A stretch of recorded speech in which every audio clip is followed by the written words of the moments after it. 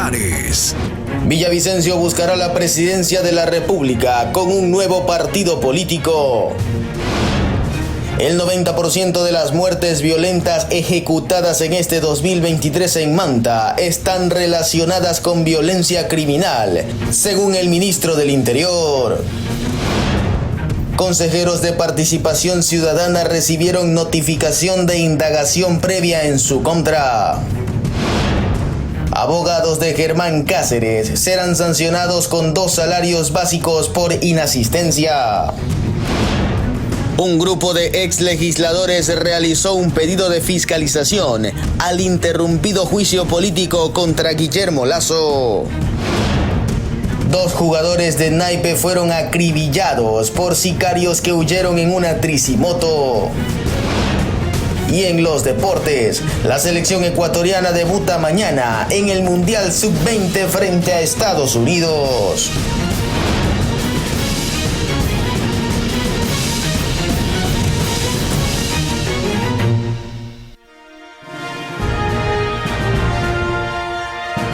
Esto es Noticias Soromar de las 9 de la noche con la conducción de Juan Pablo Trampos.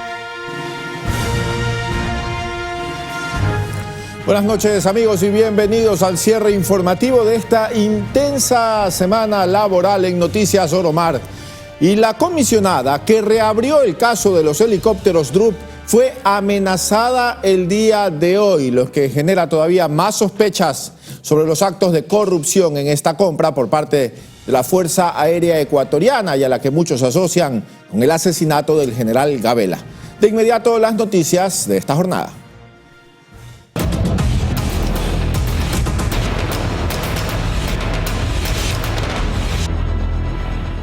Iniciamos contándoles que una fracción de la FENOCIN respaldó la decisión de la Corte Constitucional de ratificar la legalidad del decreto 741 que da paso a la disolución de la Asamblea Nacional y adelanta las elecciones.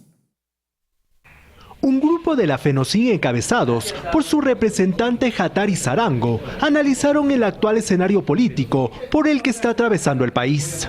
Nos contaron que si bien están de acuerdo con que se haya disuelto la Asamblea Nacional, discrepan en los argumentos jurídicos del documento.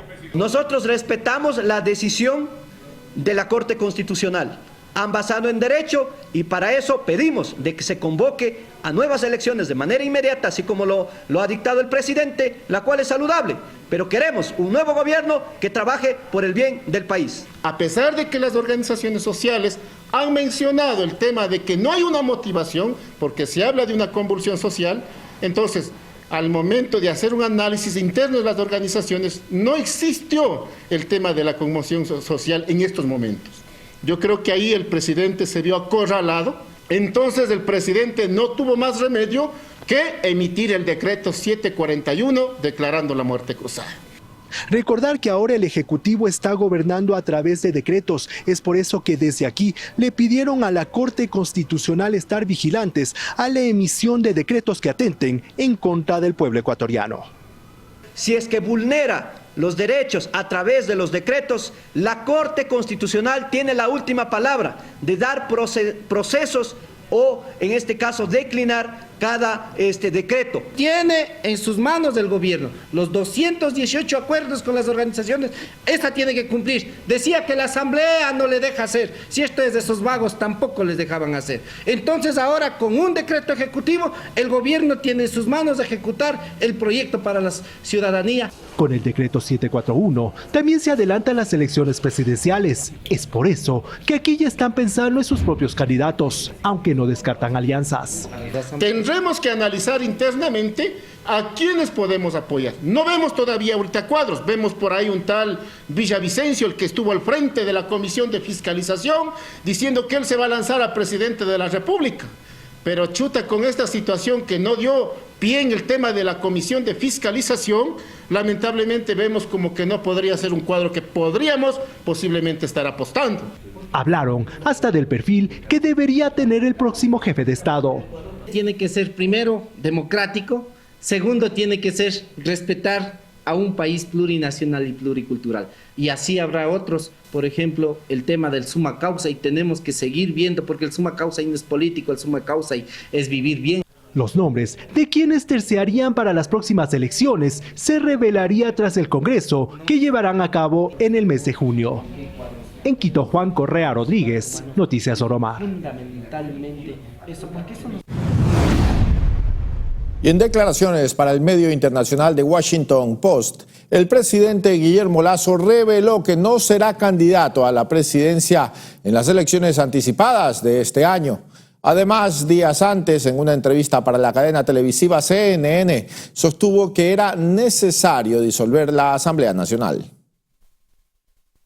3 días después de decretar la disolución de la Asamblea Nacional, el primer mandatario Guillermo Lasso confirmó que no será candidato a la presidencia para el proceso electoral anticipado de este 2023. La negativa de Lasso a buscar nuevamente la presidencia se da luego de que dejara abierta la posibilidad de participar en los comicios de agosto, durante una entrevista para la cadena internacional CNN. En ese mismo diálogo, Lasso explicó que el decreto de muerte cruzada no responde a intereses personales, pero sí al clamor ciudadano ante la baja popularidad del órgano legislativo. El principal respaldo que yo sentí es de la opinión pública ecuatoriana. Los ciudadanos de a pie, en la calle, en los restaurantes, en las universidades, hasta en las iglesias decían: hay que terminar con esta asamblea de tan baja calidad. Además, fue contundente al aclarar que no le huyó al juicio político en su contra. La intervención de los asambleístas era de todos los temas más variados, menos del motivo del juicio político, del peculado por omisión.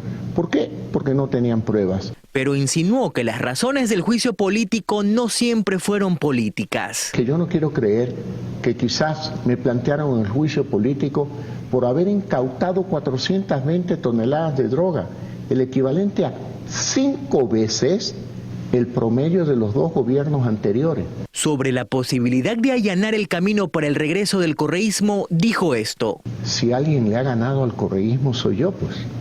Le gané en el 2017 y luego le gané en el 2021, donde no les quedó ya más que reconocer la victoria limpia y transparente con la que yo llegué al poder. Por lo tanto, yo les he ganado 2 veces.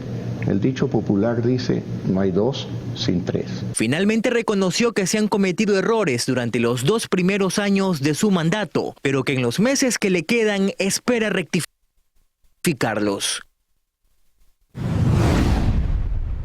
Y el máximo organismo de control legal del país admitió las 6 demandas de inconstitucionalidad que se presentaron en contra del decreto que disolvió la Asamblea Nacional. La Corte Constitucional de Ecuador, el máximo organismo de control legal del país, rechazó este jueves 6 demandas de inconstitucionalidad presentadas contra el decreto emitido por el presidente Guillermo Lasso, y con esto la disolución de la Asamblea quedó en firme. El primero en reaccionar a la decisión de la Corte fue el Partido Social Cristiano como contienda política más golpeada. Jaime Nebot en un comunicado insistió que no ha existido grave conmoción política ni social. Sin embargo, señaló que el partido acepta bajo protesta el fallo de la Corte Constitucional. De momento se desconoce si los que quedaron en este bloque se postularán para completar el periodo. Por el lado de UNES, la bancada correísta, se optó por mantener a los 47 asambleístas para este corto periodo. Paola Cabezas, exasambleísta y ahora dedicada a la comunicación política, afirmó que su líder, el expresidente Rafael Correa, ha decidido mantener el esquema por estrategia, aunque no se descarta la incorporación de nuevas figuras. Entonces, UNES todavía continúa siendo, digamos, ese espacio en donde todavía confluyen varios sectores. La militante de Revolución Ciudadana también se refirió a los posibles nombres para el binomio presidencial. Carlos Rabascal no es afiliado a la Revolución Ciudadana, pero fue parte de UNES, por ejemplo. No descartamos, hay que armar un gran frente amplio porque si bien es cierto, la Revolución Ciudadana tuvo resultados electorales interesantes. En el caso de Pachacutic, Mario Ruiz, ex jefe de bancada y ahora dedicado a la abogacía en libre ejercicio, indicó que recién este lunes se podría decidir el futuro de las candidaturas de la organización política. Se elige en forma colectiva con los coordinadores, coordinadoras cantonales, parroquiales, provinciales. Asimismo, cuestionó los conflictos internos que se mantienen y que impiden que exista una nueva coordinación en Pachacutic. Y aunque la Corte Constitucional ya se pronunció con respecto a las demandas de inconstitucionalidad, un grupo de ex legisladores hizo un pedido de fiscalización al interrumpido juicio político contra el presidente. Escuchemos las declaraciones del abogado que lleva el proceso. Los hechos ya consumados, le estamos pidiendo a la Corte que se pronuncie sobre la validez o no del decreto que disuelve la Asamblea dentro del marco del juicio político. Recordemos que el juicio político con este decreto se suspendió cuando ya se encontraba en estado de resolverse, es decir, cuando los asambleístas ya estaban en los debates y en la deliberación. Por lo tanto, con un acto que consideramos fraudulento, con un fraude a la Constitución y a la ley y a los ecuatorianos, el presidente de la República interrumpe abruptamente el trámite del juicio político y la facultad de control político que tiene la Asamblea Nacional. Y mucha atención porque la participación de autoridades electas en los próximos comicios no contará como una reelección. Sobre esto, la Corte Constitucional ya emitió una sentencia en 2010 en la que aclaró lo que ocurriría en el caso de tener elecciones luego de una muerte cruzada. Una vez invocada la muerte cruzada por el presidente de la República, Guillermo Lasso, a través del artículo 148 de la Constitución, se ha abierto el debate sobre si la participación en los comicios anticipados cuenta como reelección. Para el constitucionalista André Benavides, la Corte en el 2010 aclaró este punto. Que nos dijo prácticamente lo siguiente: si usted se postula a pesar de ya haber cumplido un periodo o inclusive 2 periodos, este periodo para completar el cargo por el cual fue electo y que ha sido cesado la persona en función de la muerte cruzada, no se debe imputar a efectos de una reelección. Y con esto el Consejo Nacional Electoral ya ha realizado un bosquejo tentativo, señalando que la primera vuelta sea el 20 de agosto y al término de los 90 días, si existiera un balotaje, este sea realizado el 15 de octubre. Pero ahí también tenemos otra dificultad. En estos 90 días deberían darse la primera y la segunda vuelta electoral. Y la respuesta a esto es que no existe una regla, una solución jurídica para el efecto. Otro tema que se pone sobre la mesa son los decretos de ley. El presidente ha anunciado que emitirá nuevos decretos ejecutivos para implementar cambios económicos como se lo permite la ley. De hecho, exasambleístas del oficialismo han expresado su voluntad de presentar cerca de 17 proyectos urgentes. En ese sentido, la Corte tiene que hacer un control estrictamente jurídico. ¿Por qué digo esto? Porque eventualmente las propuestas normativas de decreto ley podrían tener medidas económicas, tributarias. De ahí que, de acuerdo con el decreto ley de Lasso sobre la reforma tributaria, los cambios propuestos para los contribuyentes entrarán en vigencia a partir del dictamen de la Corte Constitucional. Y les comentamos, amigos televidentes, que en pocos minutos tendremos una entrevista en vivo desde la ciudad de Quito con otro de los virtuales candidatos en las próximas elecciones a la presidencia de la República. Nos referimos al ex asambleísta Fernando Villavicencio. Así que estén atentos que en breve tendremos sus declaraciones. Pero antes les contamos que el ministro de Gobierno, Henry Cucalón, afirmó que el presidente Guillermo Lasso presentará su informe de rendición de cuentas en las próximas horas. El acto oficial se desarrollará en el Parque Bicentenario de la capital de la República, asegurando que el mandatario busca presentar la información a todos los ecuatorianos. Asimismo, mencionó que no se descartan cambios en el gabinete y que el gobierno enviará un proyecto de decreto ley en el marco de desarrollo de las zonas francas. Hasta el momento, el único cambio presentado por el primer mandatario se dio el pasado 17 de mayo con la designación de Ralph Suástegui como director del SENAE.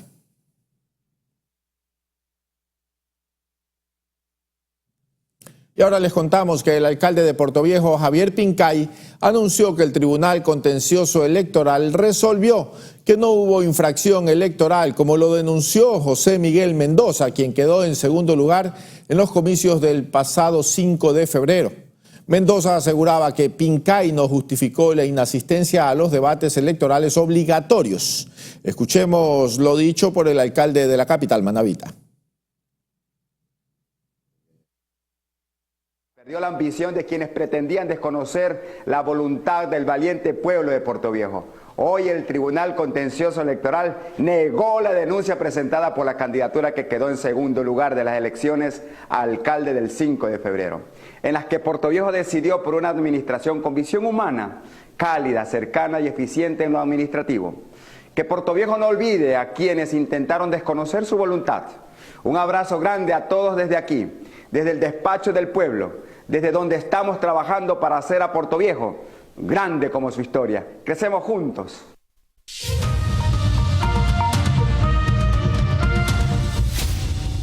Y a esta hora tomamos contacto en Quito con nuestro compañero Juan Carlos Correa, quien nos tiene una entrevista en exclusiva con Fernando Villavicencio, ex asambleísta y virtual candidato presidencial para las próximas elecciones. Buenas noches, Juan Carlos, adelante.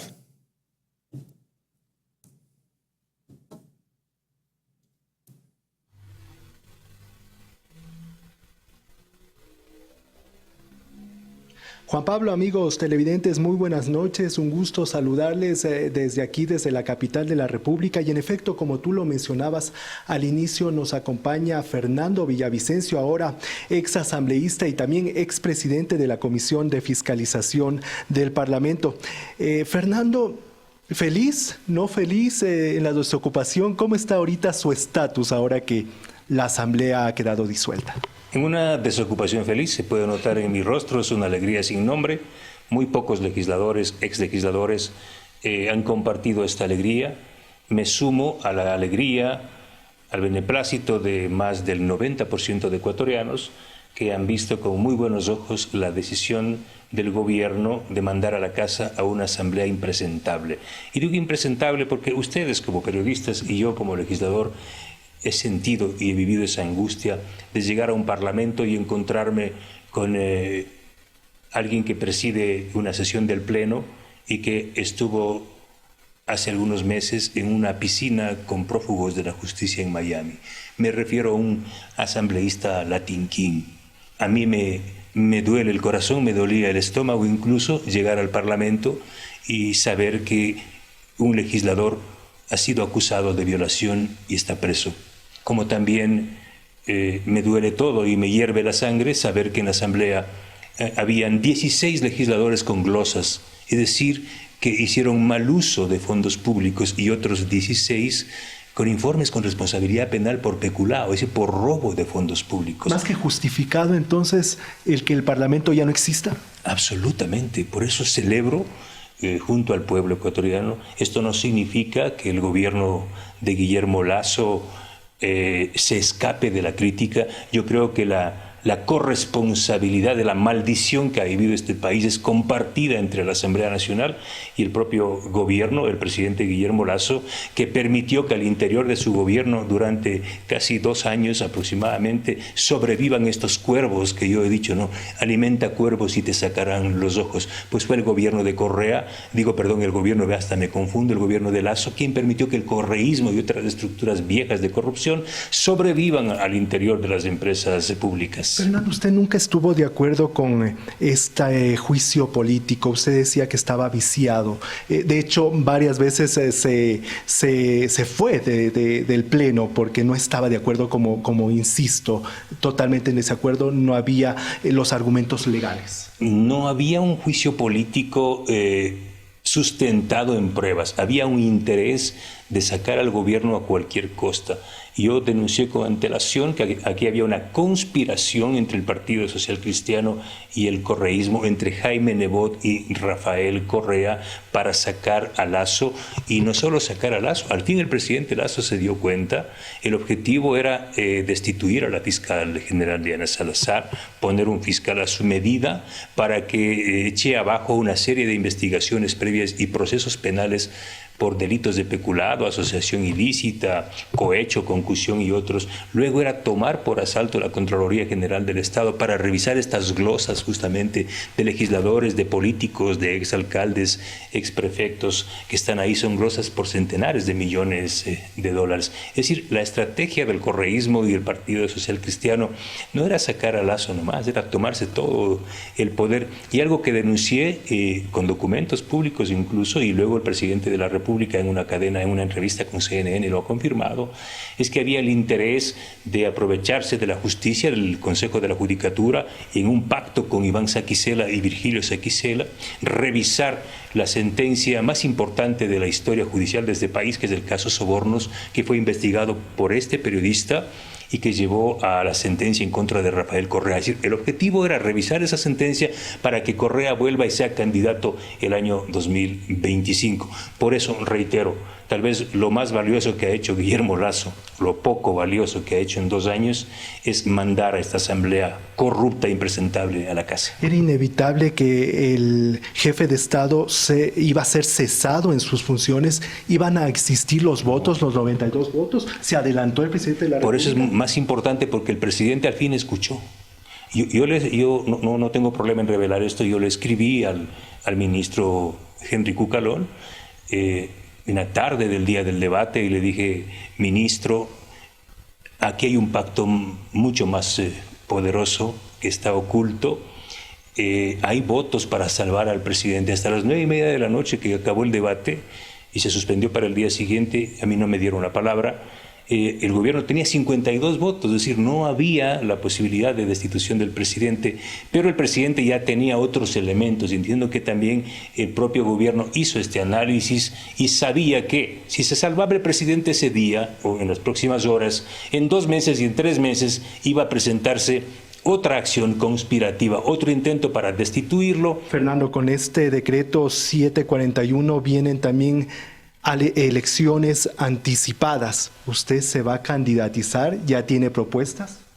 He escuchado las voces de miles de personas, de empresarios honestos, empresarios medios, chiquitos, grandes, gente común, gente buena que me dice: yo no quiero que vuelva ese régimen que gobernó antes, ese régimen que condenaba y perseguía al periodista que escribía libremente, al escritor, ese régimen que no le ha podido explicar a la viuda del general Gabela qué pasó, quiénes están atrás, que destruyeron y modificaron un informe, 11 años y más de lágrimas de la esposa del general Gabela. ¿Usted va a ser candidato? Yo estoy asumiendo un reto y estoy convocando a todos aquellos que no tienen compromiso con el pasado, con los sobornos, vengan, sean parte de este río de voces libres, de iniciativas y de cambio, con una sola consigna: vengan a enfrentar a las mafias. El Estado ecuatoriano hoy no está en condiciones como hace 10 años o 15 años atrás. El Ecuador hoy está tomado por mafias. Por eso he lanzado esta campaña. Vamos a derrotar a las mafias del narcotráfico, del sicariato, a los vacunadores, a los delincuentes de cuello blanco, a las estructuras de corrupción del sector público, a estas mafias. Si nosotros no derrotamos a estas mafias, aquí no va a haber empleo. Ningún empresario ecuatoriano o extranjero va a poner un centavo aquí si mañana está un sicario a la vuelta de la esquina.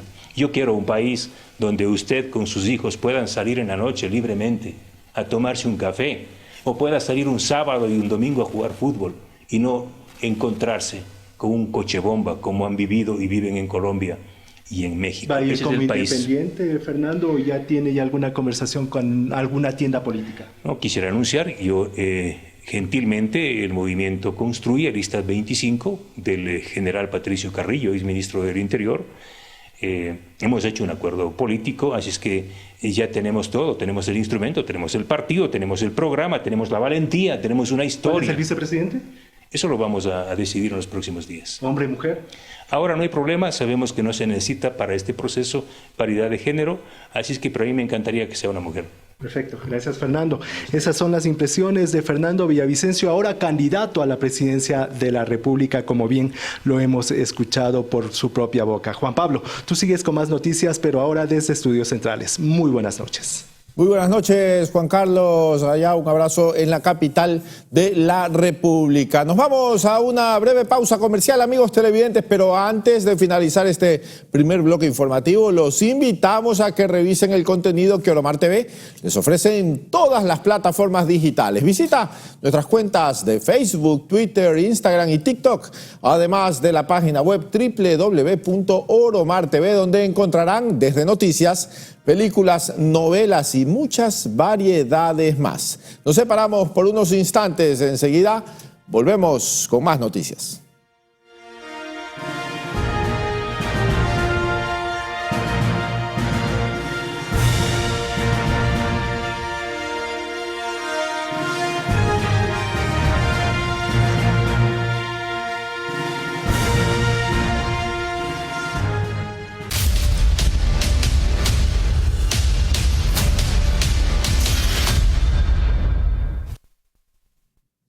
Bien, gracias por seguir con nosotros y mucha atención porque el ministro del Interior, Juan Zapata, anunció que reforzarán a la policía de Manta. Además, afirmó que tienen una línea de investigación sobre el ataque armado perpetrado ayer en una funeraria que dejó 4 víctimas mortales y más de una docena de heridos. Tras uno de los recientes hechos de la criminalidad que marcan nuevamente a Manta y que se registró en una funeraria donde velaban a un agente de tránsito asesinado en Guayaquil. En la ciudad se evidencian acciones militares, sí, así como ya ha sucedido en otras ocasiones, pero que aún no logran evitar las acciones violentas. Hemos sido desplegados desde Puerto Viejo un número considerable. Por obvias razones no le puedo dar el numérico exacto. Pero créalo que no vamos a trabajar únicamente en un horario normal. Nosotros tenemos una planificación a seguir y se trabajará en la mañana, en la tarde, en la noche y en la madrugada. Para eso es lo que nosotros estamos preparados para trabajar durante las 24 horas del día. Recordemos que tras la incursión armada que dejó 4 víctimas mortales y otras tantas heridas se activó el Código Plata. Además, las unidades especiales, mesa de seguridad y otras instituciones están activadas. Sí, vemos nosotros ahí la hazaña, la alevosía que se genera, el morbo por la situación del hecho, cómo se ejerció. Aparentemente participan 5 sujetos a bordo de un vehículo que ya fue identificado, fue abandonado, de donde hemos levantado indicios correspondientes para ojalá generar información que nos lleve con los autores, no solo materiales, sino ojalá también intelectuales de estas muertes violentas. Se hicieron algunos operativos el día de ayer en la ciudad de Manta y en otras partes de la provincia. Sí, alrededor de 8 operativos y se seguirán haciendo operativos. También hemos reforzado los operativos en las vías, en las calles, con el sector preventivo. Hay armas de fuego, hay un fusil M4, es una arma larga, hay una pistola tipo Glock también que se encontró, que están siendo ya puestos a orden de las autoridades. Relacionado con el hecho ocurrido en la funeraria, a determinar a través de las pericias que se le hagan a estas armas. Eso se tendrá que determinar en las investigaciones, no puedo adelantarme si son o no relacionadas, pero lo que sí sabemos es que la información tiene que ver con la situación por eso nos dirigimos a los allanamientos. Asimismo, este 19 de mayo llegó a Manta Juan Zapata, ministro del Interior. Tuvimos consejo de seguridad hace algún tiempo, en donde le decíamos al alcalde que venían 200 nuevos policías en junio, vamos a subir a 260. Para la provincia llegarán acá un total de 695, quizás para Manta 260 y obviamente para Puerto Viejo 151, que son las ciudades que tenemos que reforzar más con el personal. Aquí tenemos que hacer acuerdos conjuntos, tenemos que estar unidos absolutamente todas las instituciones, el crimen organizado no nos puede vencer. ¿Ya hay detenidos en el momento, ministro? Estamos ya con una línea investigativa interesante, no queremos adelantarnos a eso, sí hay un aprendido, pero queremos avanzar en eso. Este caso del agente de tránsito de Manta asesinado en Guayaquil no es único. Otros 4 también han sido acribillados, es decir, 5 en menos de 2 años. Eso es lo que tenemos que nosotros irla madurando, pero definitivamente sí es bastante, digamos, sui generis y llama la atención aquello, y sobre todo por las evidencias encontradas, ¿no? Porque para todos es conocido que al menos en esta habitación en Urdesa se encontró $120,000, es muy poco usual para una persona con el sueldo que tiene. Así es que esa es la línea. Así es, nosotros confiamos mucho en la DINASED, confiamos mucho en nuestras unidades investigativas, así es que pronto le estaremos dando la respuesta que tiene la ciudadanía. Belén Mendoza, Noticias Soromar. Y en esta misma línea, el ministro del Interior brindó detalles sobre las acciones conjuntas que se realizarán en Manta entre la Policía Nacional y las Fuerzas Armadas. Ecuador no solamente está enfrentando delincuencia común, sino crimen organizado, estar todos en una sola mesa de manera conjunta e ir mirando soluciones prácticas, ¿no? Hemos hecho una pequeña revisión de lo que ocurre en Manta. En Manta, miren, de 88 muertes violentas, prácticamente 77 tienen relación directa con violencia criminal, que es cerca de un 90%, y es lo que pasa en ciertos territorios donde lastimosamente, especialmente de las provincias de la costa, está la ruta de la droga. Sin embargo, nosotros tenemos que enfrentar como lo venimos haciendo, de manera articulada y conjunta, y hemos llegado a varias decisiones que son absolutamente rápidas y directas.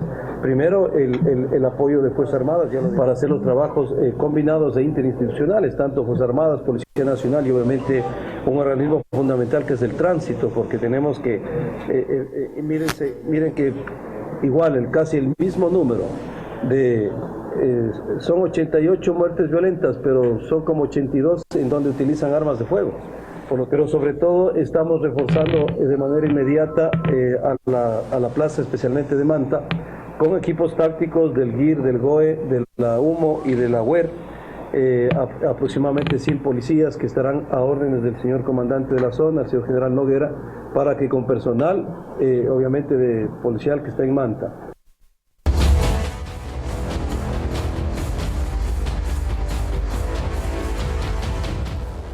Y este viernes el presidente del Consejo de Participación Ciudadana y Control Social, Alenbert Vera, denunció en rueda de prensa una supuesta persecución por parte de la Fiscalía hacia el ente que preside.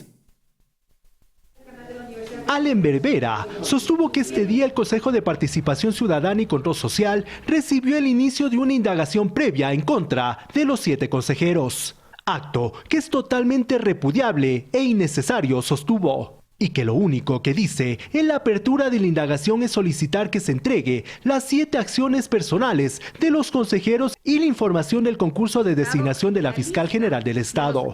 El titular del Consejo de Participación explicó que no era necesario abrir una investigación previa y que con solo un oficio habría sido suficiente para que el organismo le entregue la información solicitada. Lo lógico es que hubiese pedido a la Fiscalía un oficio pidiendo información. Punto. O sea, como cualquier ser humano, ¿no? De forma lógica. El problema es que inició una indagación previa justamente para pedir estas carpetas. Y quiero pensar que fue un malentendido, quiero pensar que fue un exabrupto el que se haya hecho este comunicado en que se nos imputa la comisión de un delito, y quiero pensar también de que es un exabrupto el que se haya iniciado una indagación previa para pedir 4 carpetas. Argumentó que toda la información de respaldo de cada proceso de designación de autoridades cuenta con todas las seguridades técnicas necesarias.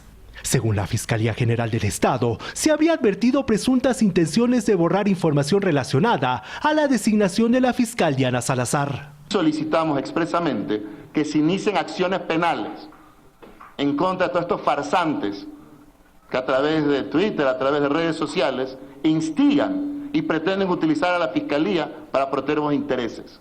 Entonces, porque eso es lo grave.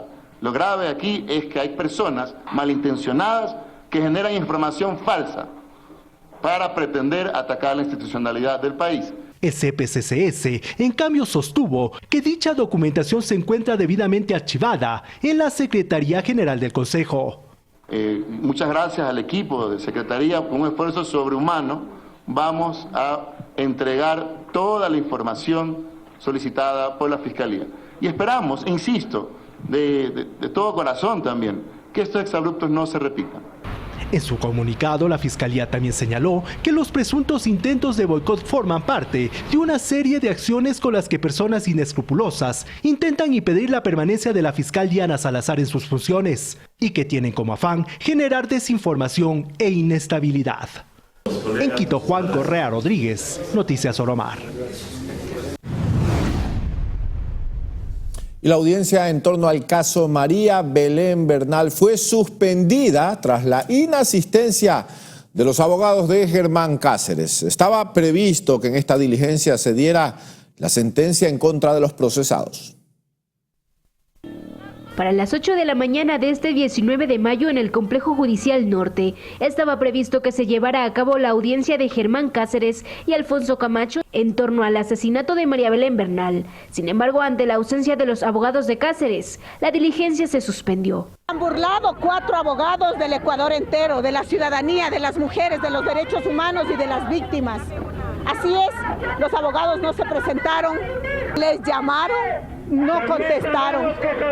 Los jueces esperaron por 40 minutos a que llegaran los 4 abogados de Cáceres, pero en vista de que no se presentaron, tendrán una sanción. El día miércoles, cuando se suspendió la audiencia para la fase de alegatos, se les indicó a los abogados que la reinstalación iba a ser el día de hoy, viernes, a las 8 de la mañana. Pero no solo con eso, porque el día de ayer los jueces por escrito mandaron una providencia haciendo recordatorio de la instalación. Pero tampoco solo eso, se ha dispuesto que sean sancionados cada uno de los abogados con 2 salarios básicos unificados y además de eso se dispuso oficiar al Consejo de la Judicatura para que lo sancione también administrativamente. En caso de que la defensa de Germán Cáceres vuelva a presentar una inasistencia en la próxima diligencia, es probable que el sistema judicial tenga acciones más drásticas, porque en esta ocasión, como ya lo habíamos mencionado, ya va a recibir sanciones. Por otra parte, Olga Vizcarra, madre de Alfonso Camacho, espera que en la reinstalación de la diligencia, que será el 25 de mayo a las 2 de la tarde, se declare la inocencia de su hijo. Una de las pruebas más importantes es los audios de la señora Bernal, que ella entró grabando a la escuela superior. No sabemos por qué grabó, nunca lo sabremos. A lo mejor para que personas inocentes no sean culpadas. Los audios lo dicen, ahí no existió pelea, no existió golpes, no existió absolutamente nada. La misma señora Otavalo ha dicho muchísimas veces que no existió nada. ¿Cómo se supone entonces que mi hijo debía escuchar? Él estaba dormido a la 1:20 de la mañana. Simultáneo a todo esto, en los exteriores del complejo se evidenciaron 2 escenarios. Por un lado, protestas a favor de María Belén Bernal. Y por otro, personas allegadas a Camacho pidiendo justicia para él. Finalmente, cuando se retome la audiencia, se presentarán los alegatos finales de la parte procesal, en la que está previsto que se conozca la sentencia para los 2 involucrados. Anaí Vélez, Noticias Oromar. Y seguimos en Quito porque la Fiscalía y la Policía Nacional allanaron este viernes la casa de Pedro Merizalde, exgerente del fallido proyecto de la refinería del Pacífico, dentro de una investigación por supuesto lavado de activos en un contrato con Odebrecht. La intervención es parte de la indagación del presunto delito de lavado de dinero en el marco de la firma de un contrato con la constructora brasileña Odebrecht por un monto superior a los $229,9 millones. Merizalde fue figura en el gobierno del expresidente Correa, en el cual ocupó cargos como gerente de la estatal Petroecuador, fue ministro de Recursos No Renovables y gerente de la refinería del Pacífico, un proyecto que nunca se concretó y que, según determinó en 2021 la Contraloría General del Estado, registró un gasto de $1.528 millones, cifra de la cual se estableció una glosa por 1.233 millones, siendo Merizalde uno de los responsables. El exfuncionario, quien también fue asesor del ex vicepresidente Jorge Glass, empezó a ser investigado en 2017, mismo año en que salió del Ecuador con destino a España. Merizalde, de 63 años, enfrenta 2 investigaciones penales por presunto perjuicio y lavado de activos. Ambas causas se abrieron en 2016, tras detectar que en su declaración patrimonial no incluyó una empresa offshore que apareció en la indagación de los papeles de Panamá y que había sido creada en el año 2012. Tania Loor, Noticias Oromar. Ha llegado el momento de una nueva pausa comercial, amigos televidentes. Más adelante, 2 ciudadanos fueron asesinados en un populoso sector de Guayaquil. Ya les contaremos los detalles.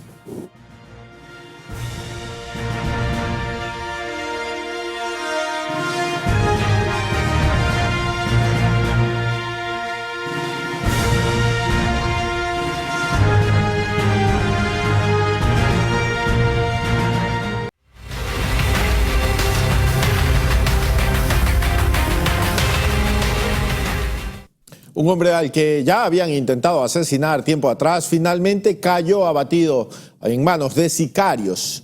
El violento suceso tuvo lugar en una de las zonas más conflictivas del Guasmo Sur de Guayaquil. Cristian Arias con los detalles. Proletarios con tierra, específicamente en la zona denominada El Mosquito, como dirían por ahí, un barrio ultra que recontra que peligroso.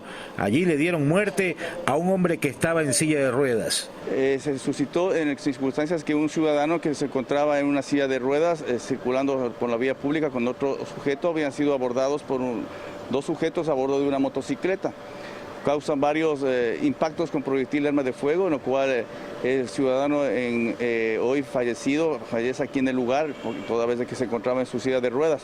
El otro ciudadano, sexo masculino, es trasladado por sus propios medios al hospital del Guasmo, se encuentra estable, tiene 2 impactos con proyectil arma de fuego, a lo que es a la altura de la muñeca del costado derecho y el muslo del lado derecho.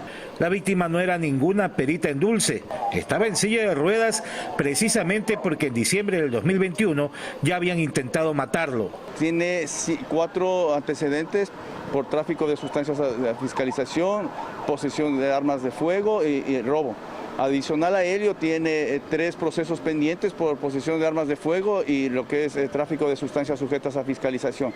Personal investigativo se encuentra en la línea investigativa para saber el móvil de este hecho de sangre. En la escena se recopilaron 7 indicios balísticos calibre 9 milímetros. La familia de la víctima, en sus versiones, aseguró que el discapacitado estaba dedicado a vender útiles de aseo, pero la policía sospecha otra cosa, dados los antecedentes del difunto. Cristian Arias, Noticias Oromar. Y 2 sujetos que se encontraban jugando naipe en un sector del Guasmo Sur de Guayaquil fueron acribillados por sicarios. Minutos antes, miembros de la Policía Nacional les habrían pedido que se retiren a sus casas debido a la peligrosidad del sector, pero hicieron caso omiso y los asesinos llegaron para matarlos sin piedad.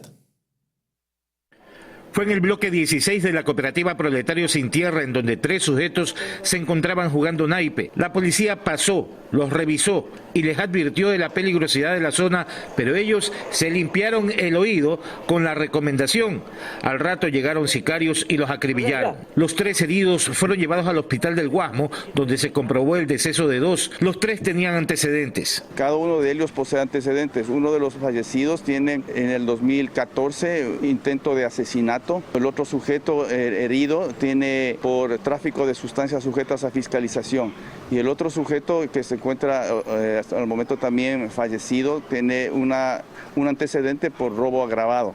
Al parecer los blancos del atentado ya estaban bajo amenazas. Así lo habría reconocido un familiar en sus primeras versiones a la policía. Eran objetos ya de amenazas por parte de quizás grupos contrarios a lo que es esos hechos delictivos. Fueron revisados, fueron conminados por parte de la Policía Nacional que este lugar es peligroso y que ya una vez que tenían en cuenta los antecedentes de estos sujetos, que prácticamente la vida de ellos corre peligro. Pero sin embargo, esta gente no entiende estas advertencias. Los fallecidos en el hospital fueron llevados a la morgue para la autopsia de ley, mientras que el herido corrió con suerte, pues una bala le rozó la oreja derecha.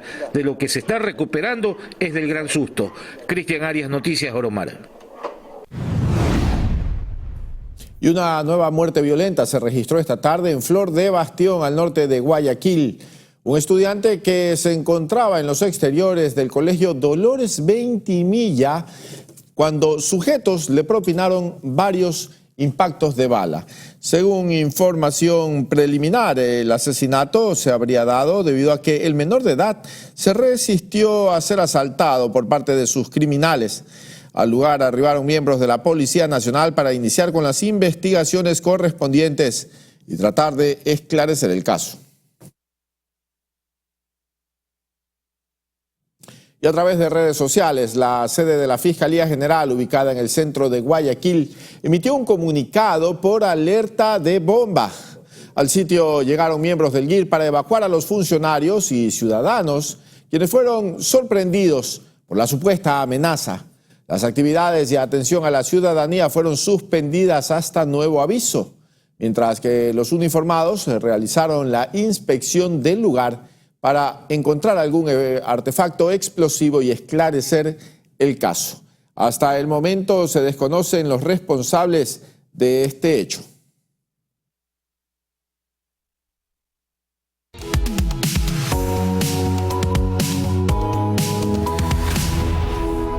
Y en nuestro segmento empresarial les contamos que Claro y Hunter presentaron un nuevo servicio tecnológico para flotas.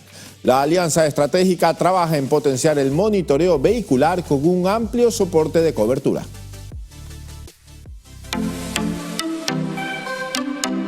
Claro Flotas Powered by Hunter es el nombre con el cual ambas empresas anunciaron el lanzamiento de un sistema de monitoreo GPS que permite consultar la ubicación de un vehículo desde una aplicación móvil y también desde la web. Así el usuario podrá mantener el control y administración de su unidad y de su mercancía. Por su parte, Byron Añasco, gerente corporativo de Claro, mencionó que Claro Flotas ayudará a la efectividad en la recuperación de vehículos en caso de incidentes de seguridad. El Internet de las Cosas es la principal novedad con la que Claro aportará en este nuevo servicio. Esta alianza estratégica seguirá trabajando con un amplio soporte de cobertura en potenciar el monitoreo vehicular. La aplicación, que estará disponible en la web y celulares, podrá ser contratada a través de las agencias de Claro. María José Pino Argote, Noticias Oromar.